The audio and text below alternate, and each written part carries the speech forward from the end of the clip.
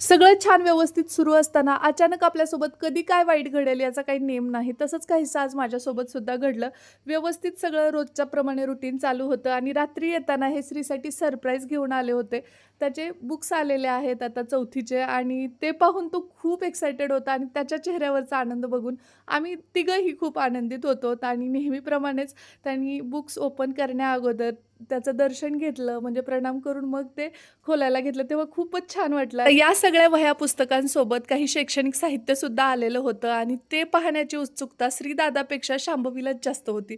ती एक एक गोष्ट काढून बघत होती आणि त्याला असं वाटत होतं की आता हे सगळं ती खराब करून टाकेल. आता बघा हे सगळं आवरून छान शूट वगैरे पण झालं, रात्रीची जेवणं केली आणि आम्ही झोपलो. पहाटे 5:30 वाजता चक्क 5 ते 6 दवाखाने पालथे घालून फायनली आम्ही इथे आलोत. काय झालं ते सांगते. माझ्या कानामध्ये काहीतरी गेलंय आणि ते दुखायला लागलं, त्यामुळे नेहमीपेक्षा जरा लवकर मला जाग आली.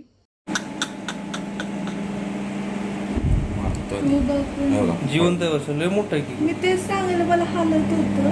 हो वा आणि लहान मुलांच्या वगैरे गेलेच काय करायचं. जास्त झालं तर पडदा पडतो. किती धोकादायक आहे. दिवसा वगैरे झालं असतं तर दवाखाने उघडे असतात, परंतु पहाटेच्या वेळी कुठलीच ओपीडी सुरू नसते आणि त्यामुळे आम्हाला खूप फिरावं लागलं. त्यात भरीसभर म्हणजे ज्या काही वेदना होत्या ना, तर त्या आत्ता कुठे जाऊन माझ्या कमी झालेल्या आहेत आणि जिथे हॉस्पिटल आहे त्याच्या एकदम समोर स्वामी केंद्र होतं, तर त्यामुळे ना स्वामींचा आशीर्वाद घेतला आणि हे पुन्हा एकदा समजलं की स्वामी शक्ती ज्याच्या पाठी आहे तिथे वेदनेच्या सुटती गाठी हे खरं आहे. बाय.